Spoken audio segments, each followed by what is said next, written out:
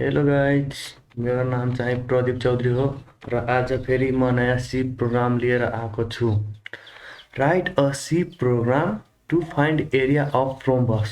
अब हामी सी प्रोग्रामको प्रयोग गरेर रोम्बसको एरिया पत्ता लगाउँछौँ। स्टार्ट गरौँ अब।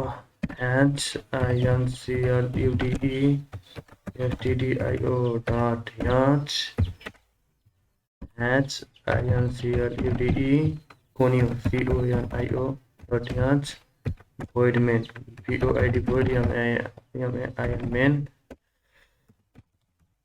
void main त्यसपछि float यहाँ programmatic float p comma q semicolon अनि फेरि float यहाँ programmatic float area area colon printf printf enter the value of p को value enter हो। त्यसपछि यसलाई scanf scanf percent f अनि percent f plus p semicolon print printf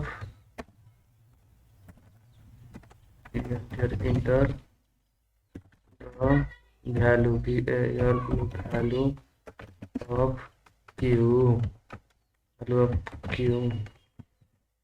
semicolon scan of percent of money comma modulus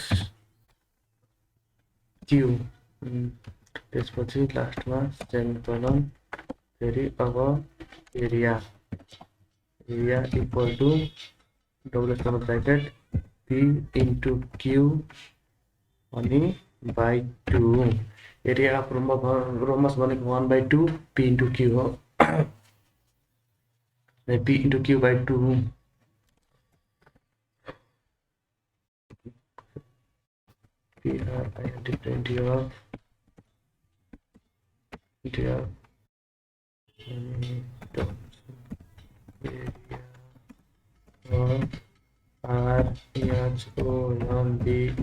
rhombus each percent point 2 yeah percent point 2 भनेको पोइन्टको पछाडि दुईटा value जान हुन्छ लास्टमा कमा त्यसपछि गेट ch अनि डबल स्पेस ब्रैकेट अनि कमा। अब write a program to find area of रोम्बसलाई कपी गर्छौं अनि सी सोर्स फलमा जान्छौं यहाँ पेस्ट गर्छौं अनि डट सी अनि सेभ गर्छौं यसलाई रन गर्छौं। Area enter the value of p को भ्यालु जस्ट एक्जाम्पल 20 दिन्छौं। Enter the value of q just example 10 लिन्छौं। So area of rhombus is 100। Congratulation guys, हाम्रो प्रोग्राम चाहिँ सक्सेसफुली रन भएको छ।